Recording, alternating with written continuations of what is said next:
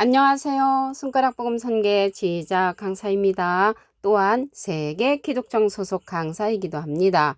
오신 것을 진심으로 환영하며 해피 바이블을 열어가도록 하겠습니다. 오늘 증거드릴 말씀의 제목은요. 966강 어둠이 깨닫지 못하더라 라는 제목으로 하나님의 말씀을 나눠보는 시간을 갖도록 하겠습니다.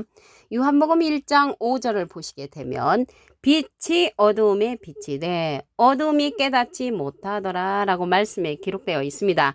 여기 깨닫지 못하고 깨우침 받는 거는 사람이 하는 일이죠. 그래서 여기에서 어둠은 데살로니가전서 5장 4절에 보시게 되면 형제들아 너희는 어둠에 있지 아니하매, 그러면 어둠에 있는 자가 그 앞에 기절을 보시게 되면 주의 날이 밤에 도적같이 이룰 줄을 자세히 아는 자들, 저희가 평안하다 안전하다 할 그때 잉태된 여자에게 해상 고통이 이름과 같이 멸망이 호련히 저희에게 이른다고 했습니다.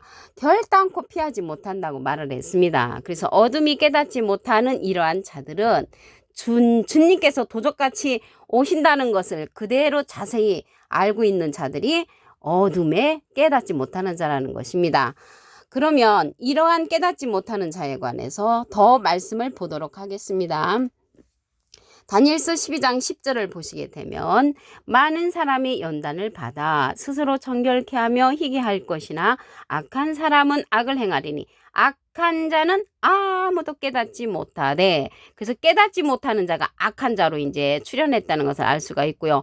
오직 지혜 있는 자는 깨달으리라. 그래서 지혜 있는 자는 깨달는 자로서 빛에 거하는 자들이라는 것을 알 수가 있겠고요. 여기 지혜가 나왔는데요. 지혜는 잠언 3장 18절에 보시게 되면 지혜는 그 얻은 자에게 생명나무라고 했습니다. 예수님은 포도나무로 상징되어 있죠. 내가 참 포도나무요. 요한복음 15장 1절에 보시게 되면, 그래서 이 지혜는 그 얻은 자에게 생명나무라고 했으니까 우리 모두가 생명나무가 된다면 깨닫는 그러한 자가 될 것인 줄로 믿습니다. 이러한 생명나무는 우리에게 소원을 이루어주는 나무라고 했습니다. 잠언 13장 12절에 보시게 되면 소망이 더디 이루게 되면 그것이 마음을 상하게 하나니 소원이 이루는 것은 곧 생명나무니라. 그래서 지금 이 시대는 깨닫는 그러한 말씀을 전해주는 생명나무를 만나야만이 우리가 어둠에 있지 않고 깨우침을 받을 수가 있다는 것을 말씀을 드립니다. 시편 49편 20절을 보도록 하겠습니다. 존귀에 처하나 깨닫지 못하는 사람은 멸망하는 짐승 같도다. 그래서 깨닫지 못하는 사람을 가리켜서 짐승으로 상징되었다는 것을 알 수가 있고요.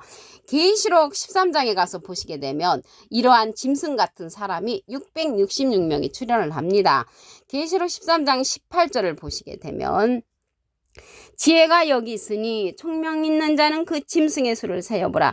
그 수는 사람의 수니 666이니라. 그래서 깨닫지 못하는 그러한 짐승 같은 사람의 수가 계시록 13장에 가서 보니까 666명이 출현한다는 것을 알 수가 있습니다.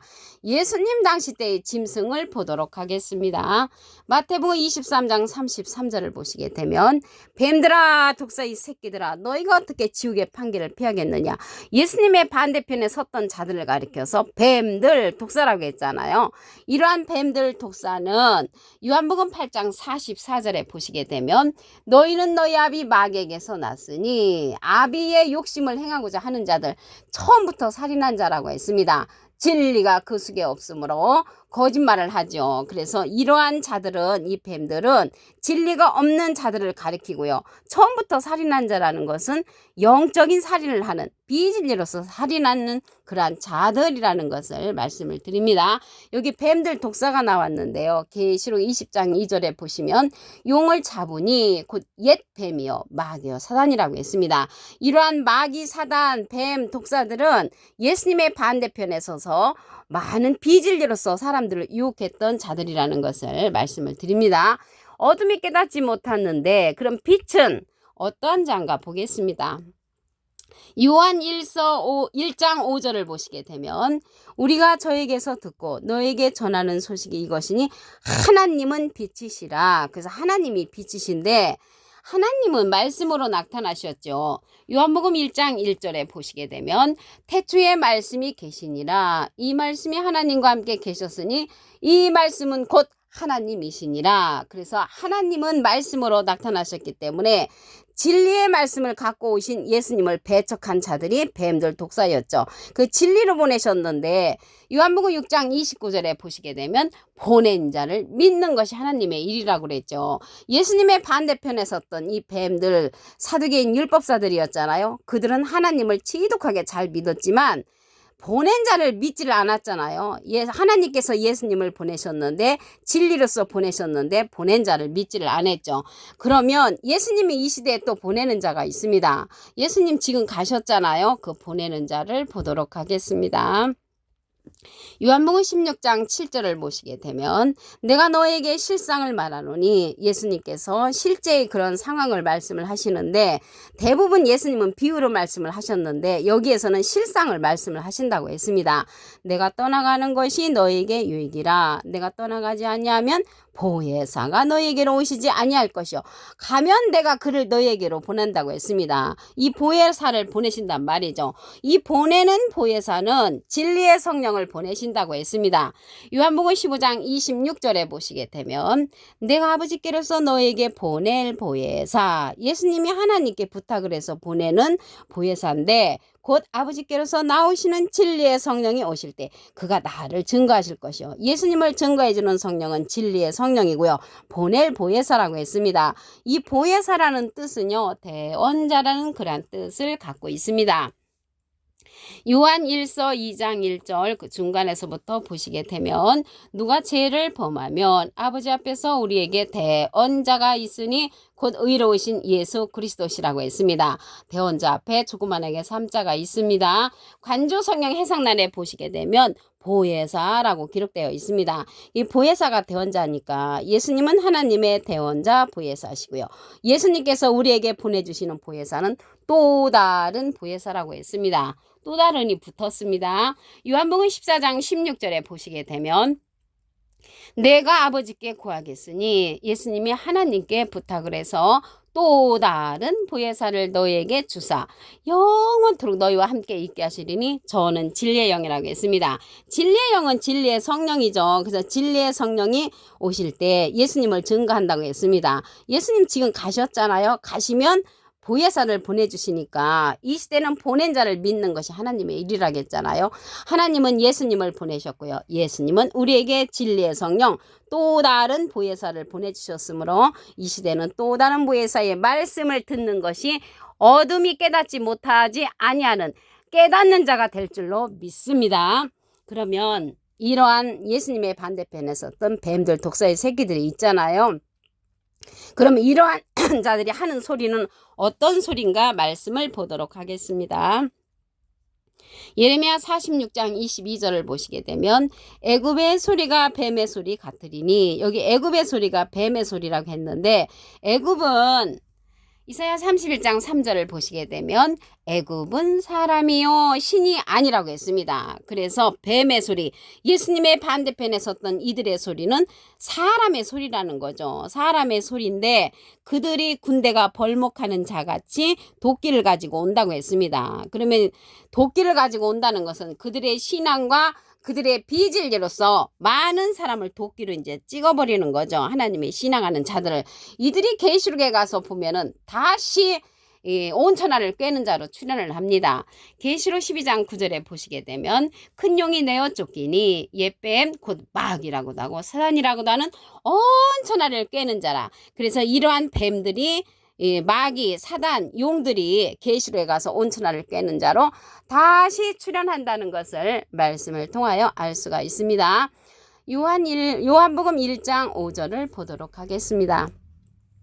빛이 어둠에 빛이 돼 어둠이 깨닫지 못하더라. 그래서 어둠이 깨닫지 못하는 것은 사람을 가리킨다고 말씀을 드렸죠. 이러한 깨우침 받지 못한 자는 악한 자라고 했습니다. 다니엘서 12장 10절을 보시게 되면 많은 사람이 연단을 받아 스스로 정결케 하며 희게 할 것이나 악한 사람은 악을 행하리니 악한 자는 아무도 깨닫지 못한다고 했습니다. 그래서 깨우침 받는 그러한 자들은 지혜자라고 그랬죠. 잠언 13장 12절에 보시게 되면 소망이 더디 이루게 되면 그것을 마음을 상하게 하나니 소원이 이루는 것은 생명나무라고 했고요.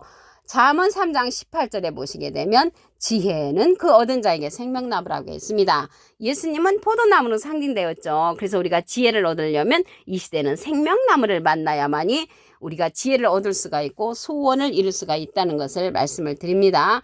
시편 49편 20절을 보시게 되면 종기에 처하나 깨닫지 못하는 사람은 멸망하는 짐승 같도다. 어둠이 깨닫지 못하는 자들은 짐승이라는 거죠. 결국에 가서는 예수님 당시 때에 그러한 짐승을 보도록 하겠습니다.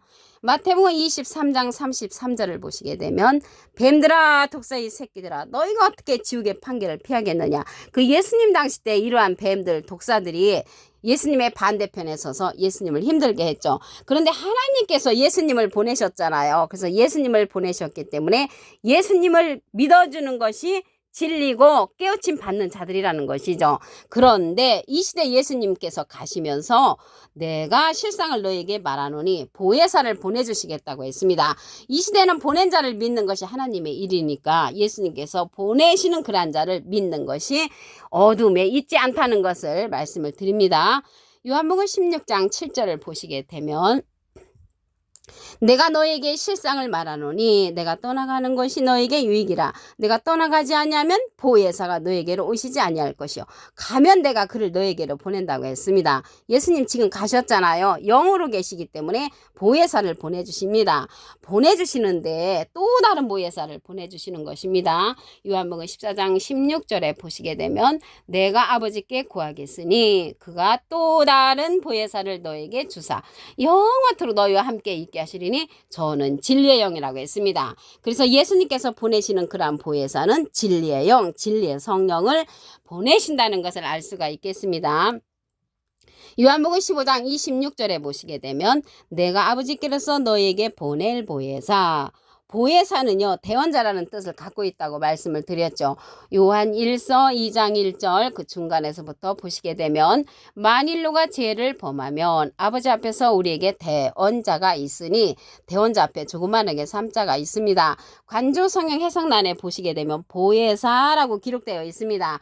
이 보혜사는요 파라클레트인데 헬라어로는 파라클레토스로 곁에 파라와 부름받은 클레토스란 말의 합성어로 도움을 주기에 곁에 부름받은 자 사람을 상징한다는 것을 말씀을 드리고요.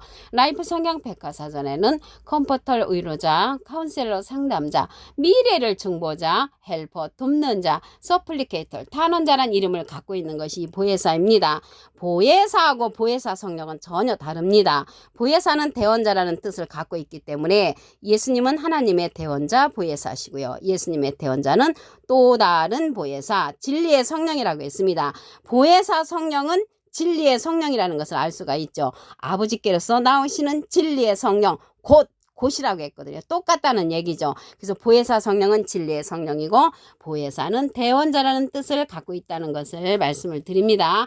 그러면 어둠이 깨닫지 못하는데 이러한 어둠은 예수님 당시 때 뱀들이었었잖아요. 뱀들 이들이 하는 소리를 보도록 하겠습니다. 예레미야 46장 22절 보시게 되면 애굽의 소리가 뱀의 소리 같으리니 그 애굽의 소리는 뱀의 소리인데 애굽은 이사야 31장 3절에 보시게 되면 애굽은 사람이요 신이 아니라고 했습니다. 그래서 애굽은 사람의 소리라는 것을 알 수가 있고 예수님의 반대편에 섰던 이런 뱀들은 하나님의 소리를 하는 것이 아니라 사람의 소리를 하는 그러한 자라는 것을 말씀을 통하여 알 수가 있습니다. 이러한 진리의 성령이 오실 때 예수님을 증거한다고 했는데 이러한 진리의 성령은 모든 진리 가운데로 인도한다고 했습니다. 모든 진리 가운데로 인도하는 진리의 성령을 보도록 하겠습니다.